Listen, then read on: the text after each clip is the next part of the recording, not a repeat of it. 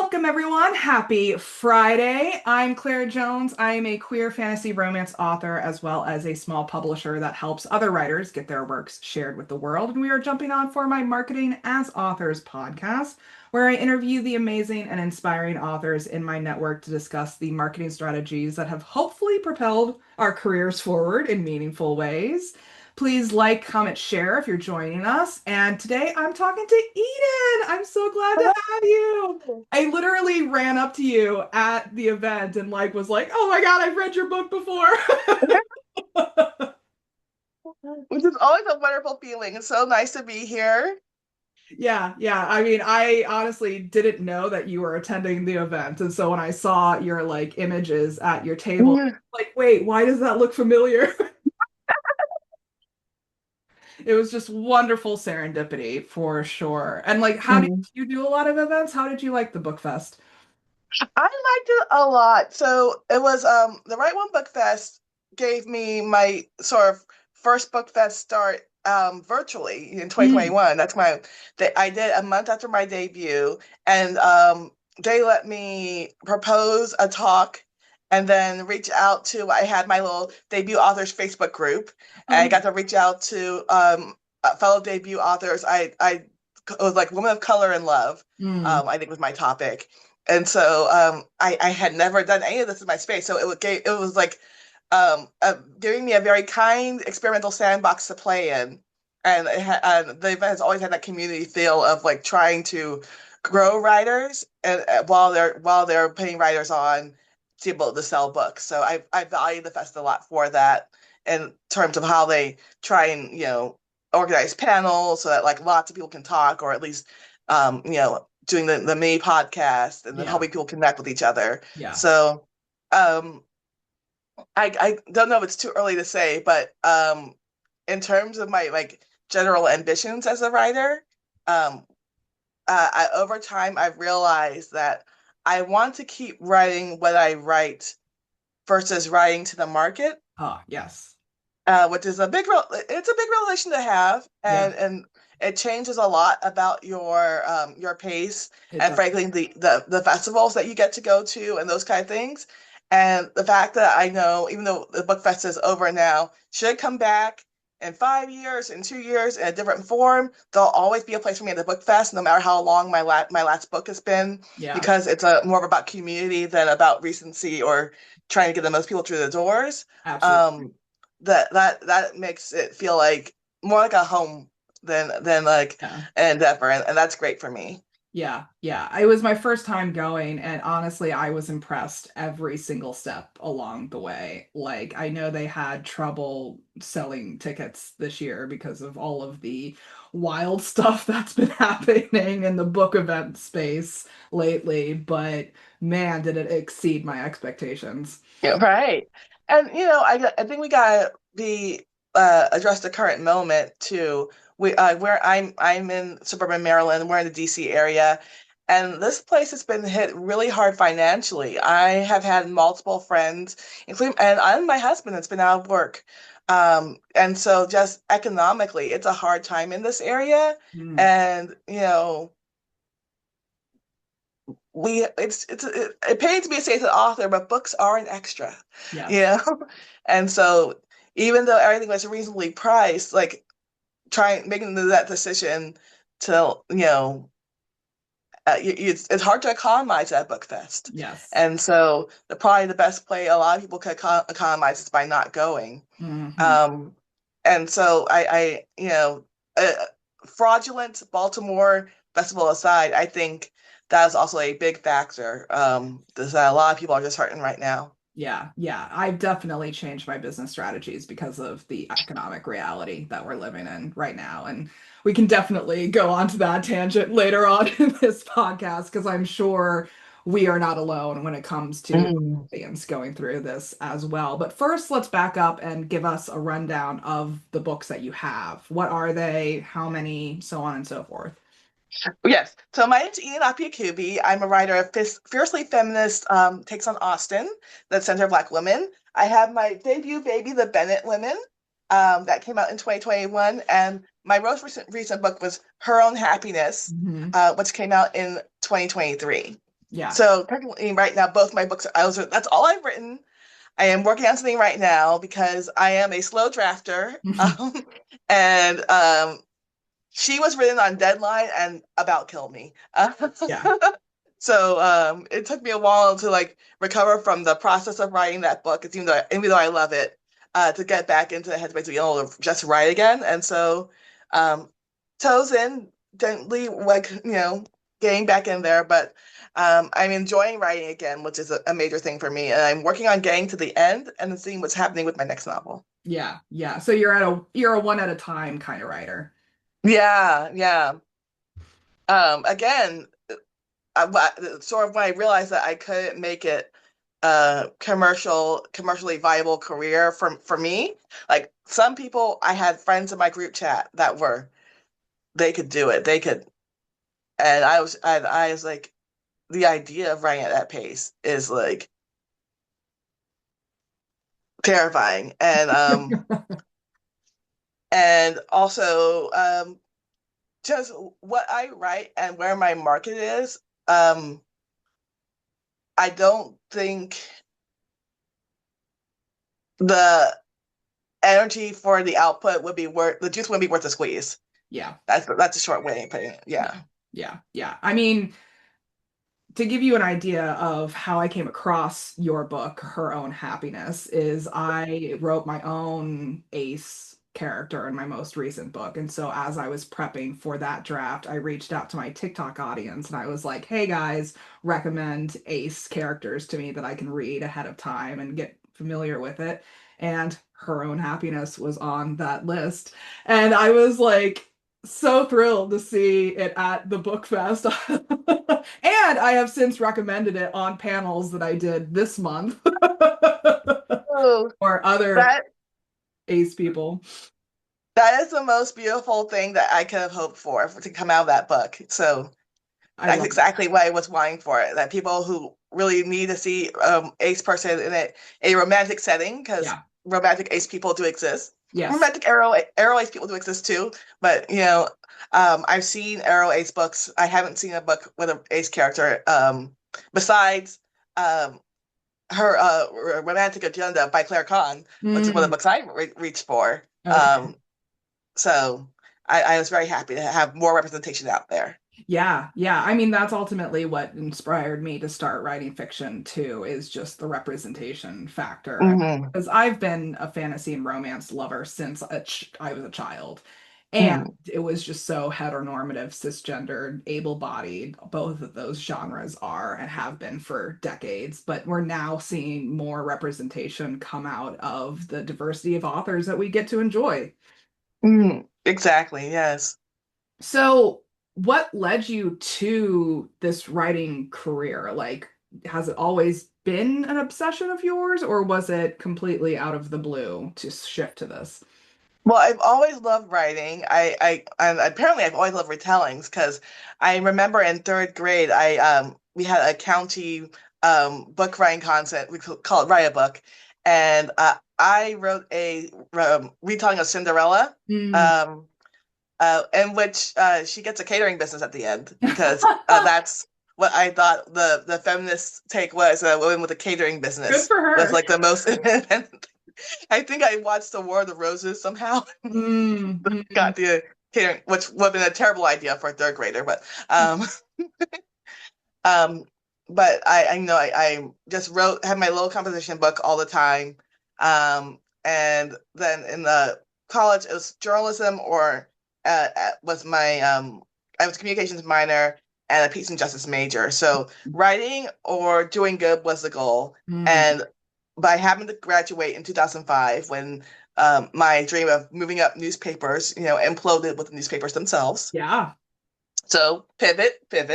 I did a nonprofit job, realized that I wasn't getting as much as I thought I could out of the nonprofit world. I thought, I know, I'll go to the Peace Corps, and that will help Mm. me at least understand where I fit in the nonprofit world. And turns Mm. out I don't want to be there at all. I want to be a librarian. And so I Yeah. came back, went to library school, and now I'm happily in my day job. I'm a librarian, and I'm Oh. a very content librarian. Well, mostly content because I'm a federal librarian.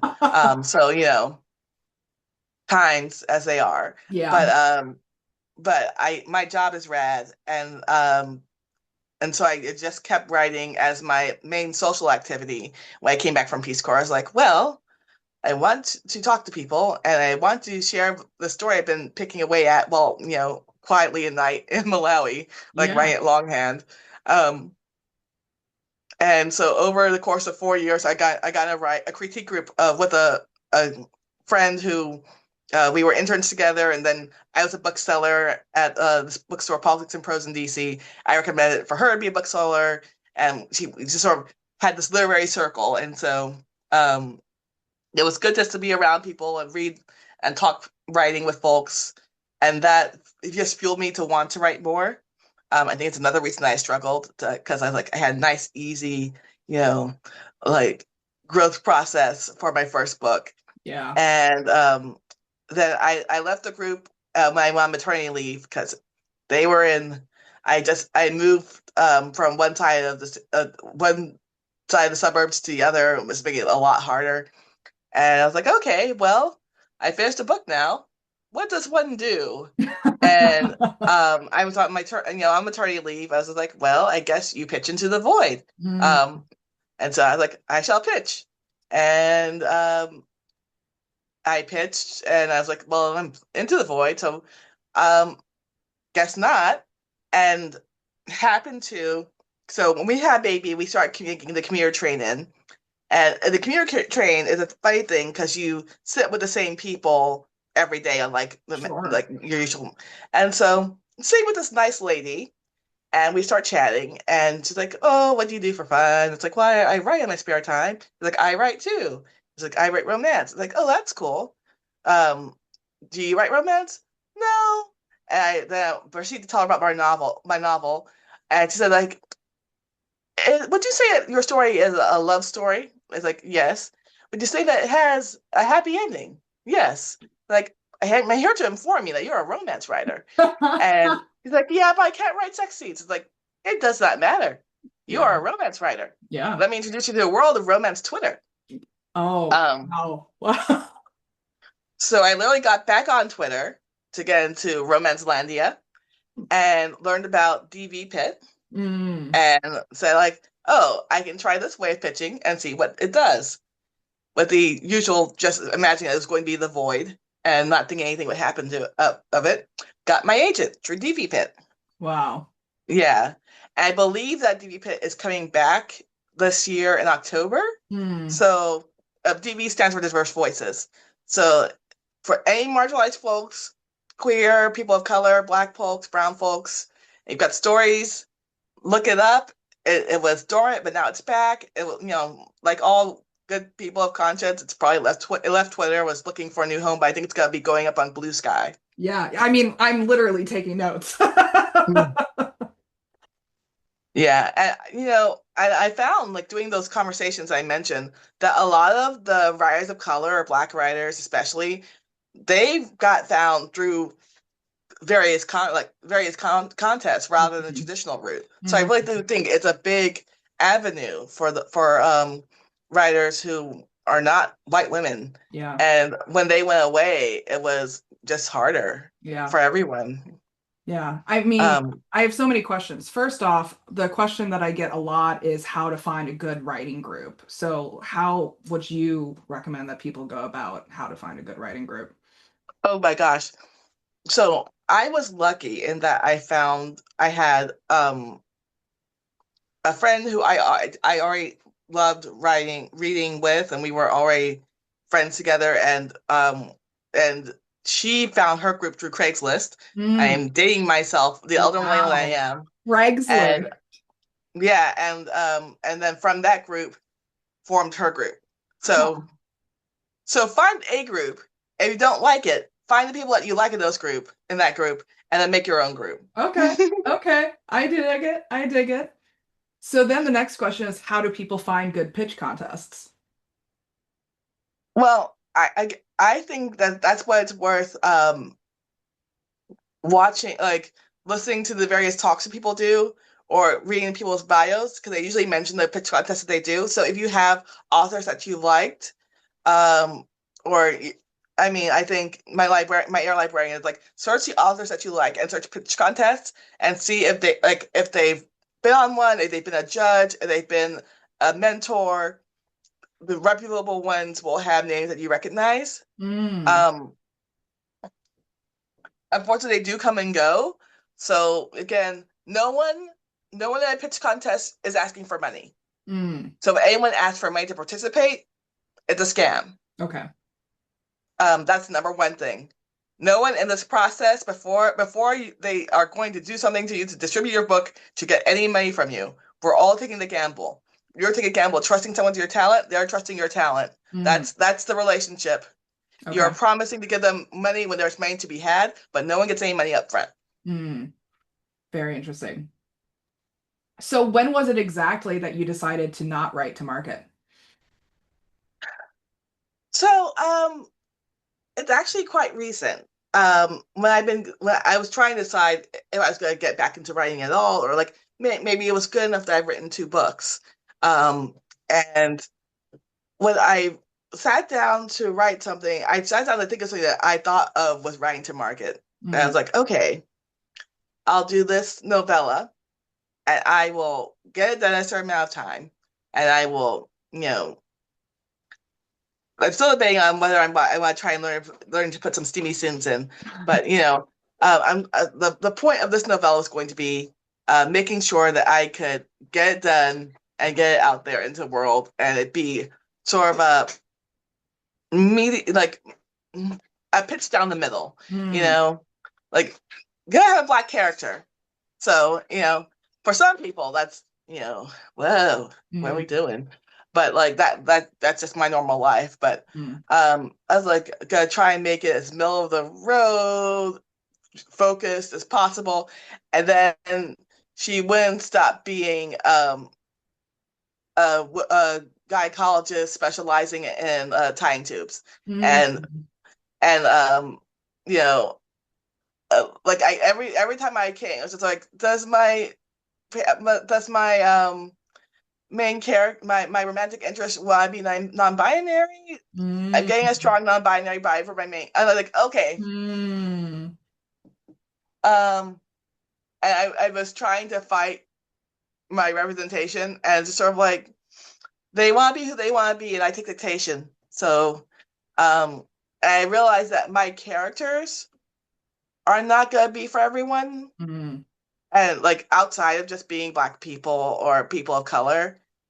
And if I'm once you decide that you're not gonna draw right, that they're gonna have multiple intersections, it's like, okay, I can do this how I want to do this, and what or like either I can make stories for beautiful Barbie dolls, which is nothing wrong with that.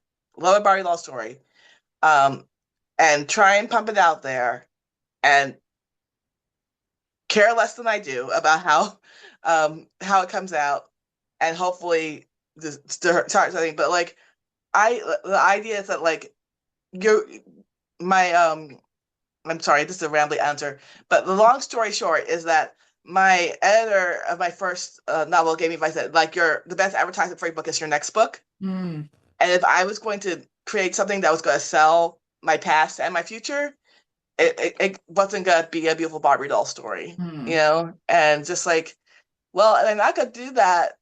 And I'm writing for just this niche. It's going to take how it takes, and hopefully they'll be there when I need them, because I can't write to the speed of or something that everyone is going to consume. You mhm, know, if I could write something faster or more to trends, or even just steamier on a regular basis. Like maybe once I get comfortable with writing steamy, I can write some things to market. But as far as what I write now and who I write for, my audience will be there when I show up, but mm, it's just those people, and mm, so it won't benefit me to write any faster than I do. mm, mm. And have your agent or publisher what was their response to that? Oh, my agent, my agent said that she's here for me. Um, I think that uh, I I haven't been dropped, so that's good. Yeah. You know, and she said, I think she knew I was gonna be kind of niche, Mm-hmm. but like I think that I'm neither a juggernaut, but nor am I going anywhere. Mm. So she's been fiercely loyal to me, so I'm fiercely loyal to her. Amazing. Um, my publisher, I just have an option, so we'll see Mm. what they say. Like I'm not really concerning myself. But my editor, who was, I think it'd be a very different thing if she was still there. If my old editor was still there, I might be worried. Mm. Um, or I might have feel like I owe her something. But Mm. she moved on to a different part of. So sorry, I should backtrack. My publisher is Amazon. Mm. So Amazon has imprints. It's different than Amazon distribution. It's an actual traditional publishing imprint at from the largest company in the world. And my imprint is Montlake Okay. through Amazon. Okay. So consider Big Five on one side, Indies on the other side, Amazon being a thing by itself as a publisher. Mm-hmm. So they have their own booth at ALA for Amazon Publishing. It's not to distribute like for indies. It's for the books that they publish as a publisher. They Mm-hmm. have their own editing teams. They have their own um, in-house PR, and they have their own PR that they hire. So as you may have gathered or surmised, I got published in 2021. I got my offer in August of 2020. Oh, So there was wow. a timing thing. Yeah, that's a There was a quick whole racial turnaround. reckoning that was happening. A whole lot of publishers were realizing they had like 3% of their lists was Black authors, and they felt bad about that at the time and have ceased to feel bad about it now. So I'm not rushing to them. I don't think they're especially rushing to have me. Mm. And so I know that when the time comes, I will present my option of the thing that I wrote. They will like it or they will not. And Mm. then my agent will figure out something to do with it. Or then maybe after that, she'll drop me. Mm. But the point for me now is that gets written. You know, Yeah. what happens after that?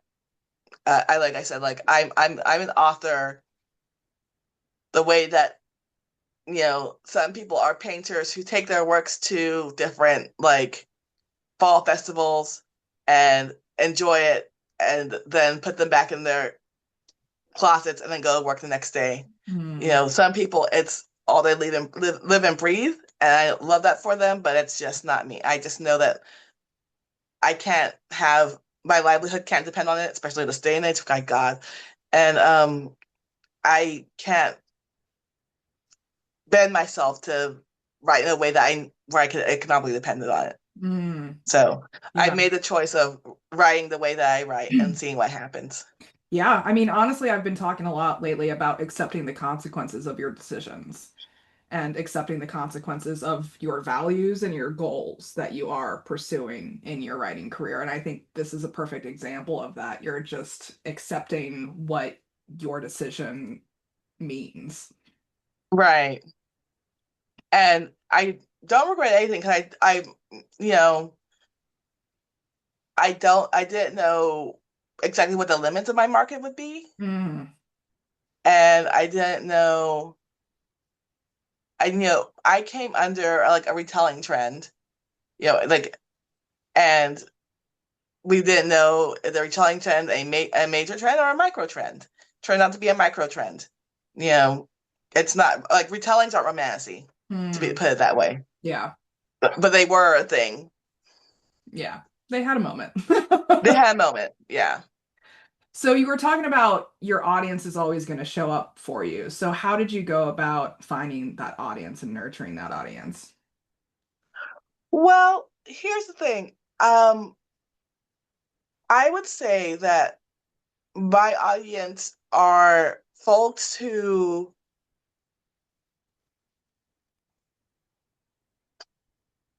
actually scratch that.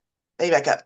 So, um, I've been recently learning who my audience is not, Mm, and basically, um, there are folks like you, and I was just at an event in Seattle where like people are so excited to see me and then come up, and there are folks who see my table and just their eyes glaze over for one reason or another. Um, or there are folks who, when I tell them that they hear feminist, they're gone. They hear low spice, they're also gone. And it doesn't matter who they are as an identity. It doesn't matter if they look exactly like the people on the cover. They come to books for a specific thing, and if they come to books to read spicy, to read fantastical, to escape, then they're not gonna like my grounded contemporary. Yeah. And so just I think that my mean is that like if you like what I do, you will like what I do in 2 years, in 5 years. Yes. And so that's what I mean by my audience. It's just no, I think it's learning that there are the when you write a book that has a lot of bits of a lot of things that people like, you think, oh, this will appeal to everyone who likes Jane Austen. Yeah. Well, some people just cannot bear to have Jane Austen in a contemporary setting. Yeah. Some people who like Jane Austen contemporary story cannot bear to have a heroine who doesn't look like them. Yeah. Um, and some people can't bear to have a non-white romantic interest. You Yeah. know, and so the slicing of a market and even a narrow market, often a lot those decisions get made when you're writing.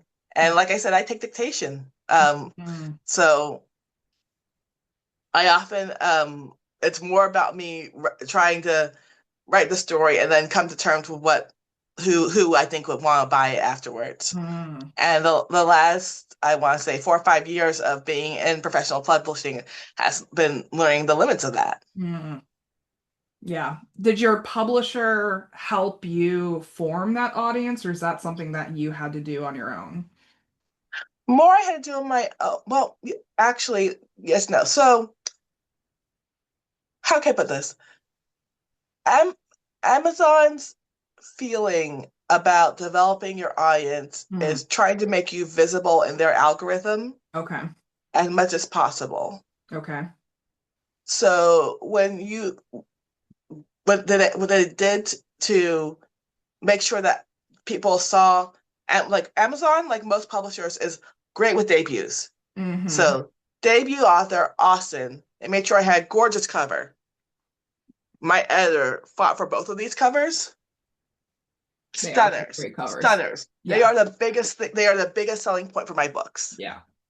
And for that alone, I'm happy that I went with Amazon Mm.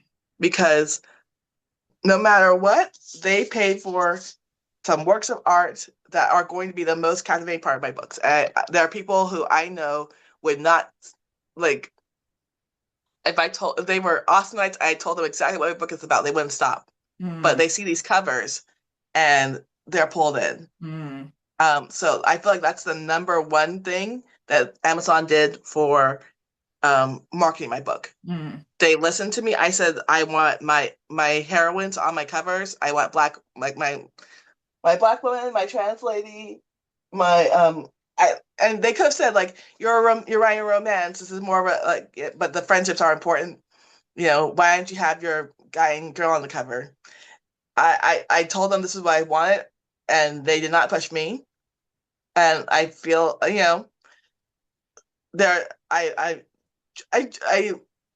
don't read reviews, but there Mm-hmm. I did see some where someone said like, oh, I thought that my Charlotte Lucas stand-in would be more part of it because she was on the cover. I was Mm. like, oh, she like I decided on the cover after there was a lot of cutting down that like had to happen of different chapters, and so she Mm. was more of a part of it when I envisioned this cover than she was when the cover was finished, and so I'm a little sad about that. I'm a little sad for anyone that feels deceived by that, Yeah. but like the beauty and the standout nature, the captivating nature of the covers, my biggest selling point, Mm. and that's I think the biggest thing. I honestly think that's the biggest thing that helped me find my people Mm. because it also helps me turn away people I think who would not be interested in reading a Black girl story. Yeah. Um, Like I did I get a 2-star this book is too woke review as like one of my first reviews for this guy? Yes. But if this cover was like a house and some like zinnias and so like not, with nothing on the cover, I think that I would get a lot of people who picked it up, Yeah. read 10% and put it right back down. Yeah. Yeah. So I definitely think the biggest tool was my covers. Um, but for my second book, they did a lot to try and just get me out there. So my first book, I had an external PR person Mm. who put me in a lot of the like general channels. Like there's a very nice lady on Instagram named Robin who like does like an all day new author event like every month I think. And so I was on her like 2-minute chats that she does, which she just Mm. goes live with authors Mm. for or maybe not 2 minute, but like 10-minute chats. Yeah. Like, she does quick chats. And she was lovely. I was just sort of like, I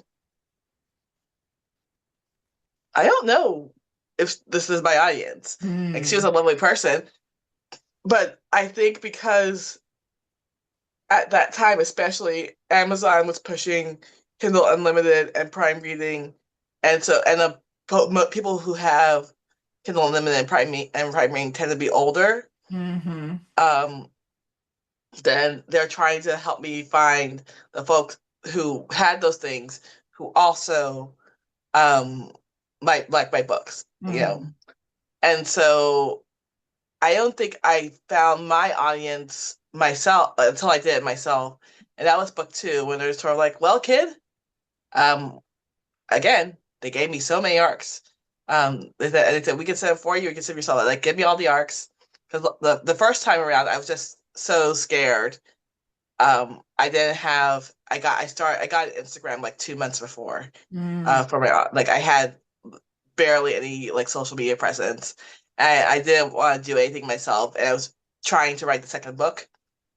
And so they're like, the best advertisement will be your second book, and also we paid you for it already, so you have to start working on it. And so by the time book two came around, I had been friends with authors. I learned a lot more about the publishing world in general, and I felt more comfortable doing things myself. And Mm. also, I realized that like the ideas I had for my professional PR person, I was never sure if they actually took them up. Like I went through and found like every Black and queer bookstagrammer like with 2,000 followers. That like, Yeah. I was just like I made a spreadsheet and I sent it to my lady, and she says, yeah, we'll pick some. Cool. And um I didn't see the by people. Like, also, you have physical books and you had digital arts for like everyone could get like a Deck Galley, Yeah. code. And I never knew who got what. I was just hopeful. I was like, okay, did a bunch of people get them and they just weren't interested?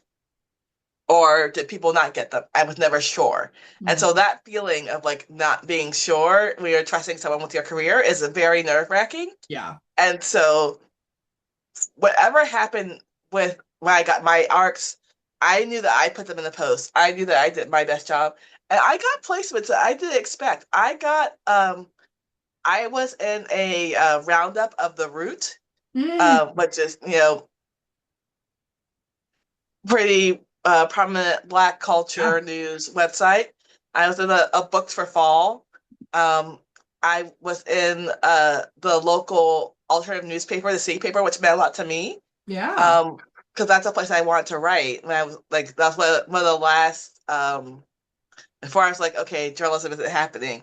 One of the last jobs I tried to get was at the City Paper. Oh. And so to actually see it get reviewed in the City Paper and the round like meant so much to me. And I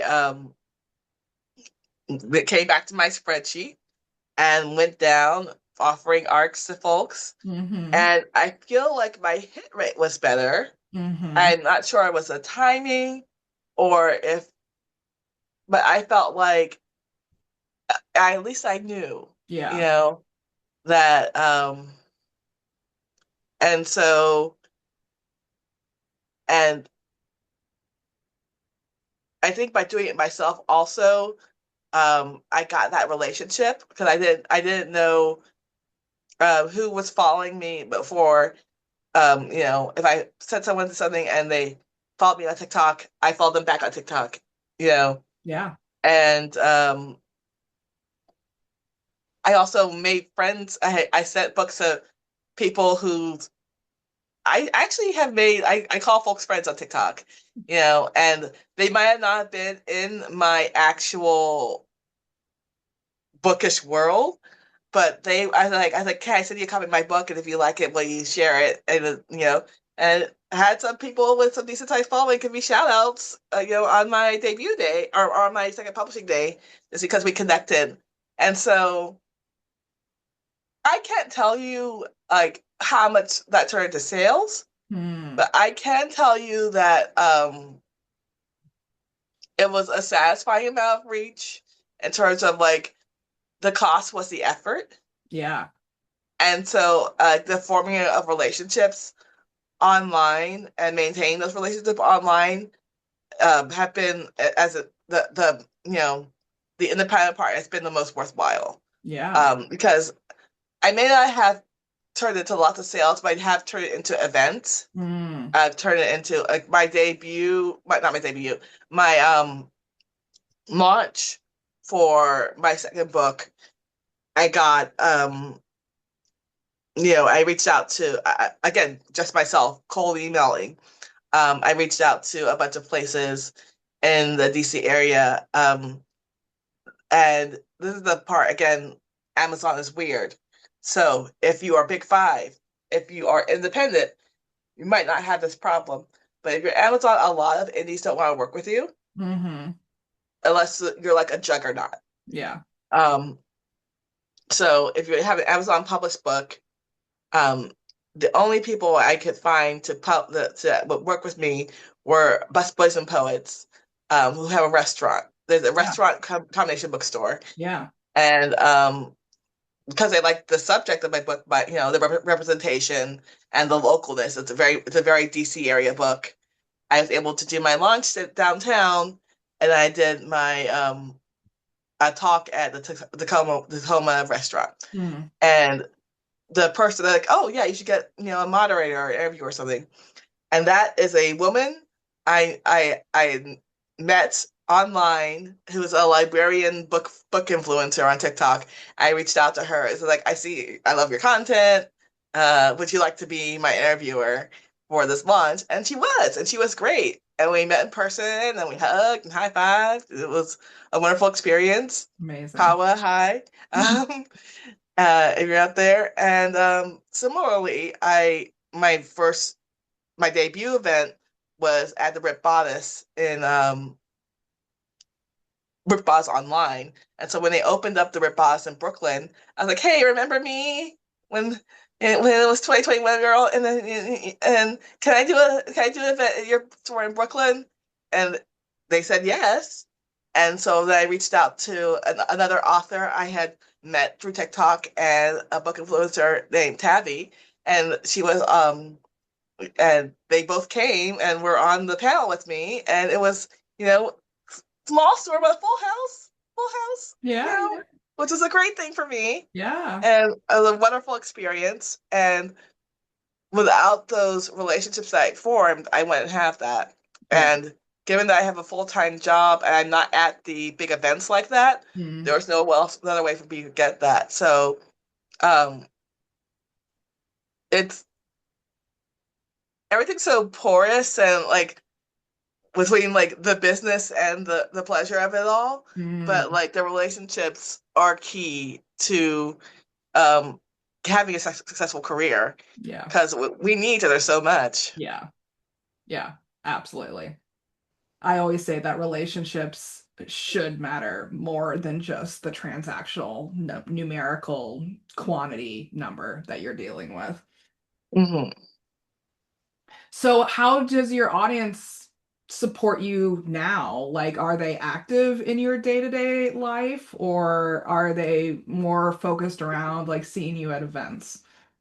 If they see me at events, I'm active on TikTok. I left Facebook and Instagram. Just I wasn't feeling good about it after everything that has transpired recently. So, um, but I still feel like there are people who are interested on TikTok and that um, you know, I tried doing a thing. Someone told me that you need to have two, like one for yourself and one for your books. Yeah. I have to. I don't think that you have necessarily have to have that unless you want like a backup account in case things go wrong. But I think for the main like for like just visibility, your TikTok is gonna be more visible than your website Mhm. or anything else. So like you need a social media um presence just to be legit and easy to find. But I just think that in the world of sworn with books and authors, having an active presence just makes you seem like you're doing more and you really do exist and you're not just someone who's gonna run off with someone's money and send them 200 pages of Laura Midsum. Yeah, yeah. I'm sure there's some people that would enjoy reading Lorem Ipsum, but they are not our Mhm. audiences. So, if you had to sum up all of your marketing experience as a primarily TradPub author, but something that you would think is helpful for our audiences, what would you say? I'd say that take a hard look at your limitations, like whether they're about identity, subject, um, where you fall in the trends, and then plan accordingly. And if you know, like, beyond, like, it's nice to be hopeful, it's nice to, like, but being realistic, looking at what you know you're doing, and you may want to, like, go to that extra cool selling conference. And if you want to go and you sell 5 books and it's worth it, go. But if you're gonna go and the number of books matters to you, don't don't let your reach exceed your grasp. Be Mm, realistic and be realistic about what will make you happy. mm, And then invest accordingly. mm. Yeah, I love that And, advice. yeah, and know that like the way that the world feels can impact you. I was just at an event in Seattle, and I realized that like everything was kind of colored by the fact that like my family left before I did, Mm, and I was just sort of like I would. It was late in the summer, so I don't know how it would have been possible. But it's like I would have enjoyed this event, no matter how the sales shook out more, if we all left the day after, you mm, know. But just having to like pack up my family and figure out all this stuff before, and then it was just changed the tenor of the day for me. mm. And maybe it's not your family, maybe it's your cat, maybe it's like the amount, like if you don't have a rest day between work and your conference, maybe if you got sick, you know, Yeah, the Polycon's never gonna like shine bright for me because I got COVID the time I did it. You yeah, know, yeah, yeah, I did sell a lot of books, but I also got COVID, so I will never feel that great about Polycon. yeah. And it's not their fault. It's just was like, man, that was big, and man, did I get sick. Mm, And it's okay to let those things color, because it takes a special set of circumstances outside of your control to be a juggernaut. yes, Outside, I'm like, if you're not a juggernaut, then every decision is about how you feel doing it yes, and wow, how much it makes sense to you. yes. So the advice that you take, the hopes that you have, the dreams that you try and fulfill are yours. But if you don't launch immediately, it doesn't just get better. Like the people who got huge off of their backlist, that's like winning the lottery. Yeah, You're you're you can do as well buying scratchers. It's for sound investment advice. Take a cold hard look at who your audience is, who they're likely to be, and what the trends are, and then invest accordingly. yeah, yeah. I definitely agree because success is a feeling, right? Right. And so you have to organize things in a way that contributes to that feeling of success that is entirely unique to you. Mm. Because your My version of success isn't going to be the same exact as someone else's version of success. my success is that I got my Black girls on the cover. I have my trans person in my books. I have a romantic ace heroine, hero. The representation was the thing that got me writing, and I was with a editorial team that did not want to change me, and that was the most important thing to me. They're saying I have guided voices like, "Oh, you could have made a lot more money if you made it YA." Mm, I my people think my 22-year-old sound too old, so like I know that YA would I could not write like yeah. actual 16-year-olds. I would be too frustrated with them. Yeah, I cannot write YA. Mm. It's just not going to happen. Oh, well, this has been so worthwhile, and I'm so glad we touched on the topics we did. Is there anything you want to add before we start wrapping up? Well, I'm always looking to make friends, book friends and otherwise. You can Yes. find me everywhere at Eden A Writes on TikTok, on Blue Sky. That's my website.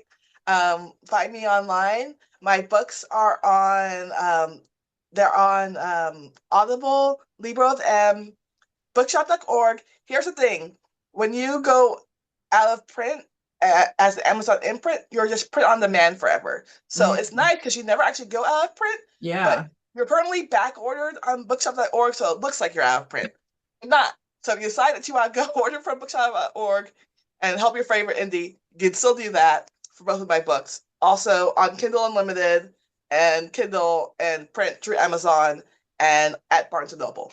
Yeah, I love that. I love that. I mean, this is powerful stuff that we're talking about because each person's path is unique and it is so personal to them. And audience, Mm. definitely encourage you to share your own thoughts and stories and feelings and insights with us as well. We'd love to know how you are navigating this path, hopefully on the way to your own writing career. And please do let us know if you have any questions. I know we go over a lot of different terms in these podcasts. So if there's anything you're like, wait, I need a definition, please do let us know. And thanks to Eden for joining me. It's been a pleasure. My absolute pleasure. This is so much fun. And please comment, like, subscribe below. Check out Linktree/Claire for my links, and then I'll make sure that your links are in the show notes for everyone's easy access. Until next time, please remember that you have extraordinary stories to share, and we're rooting for you as you use them to change the world for the better. Take care, guys.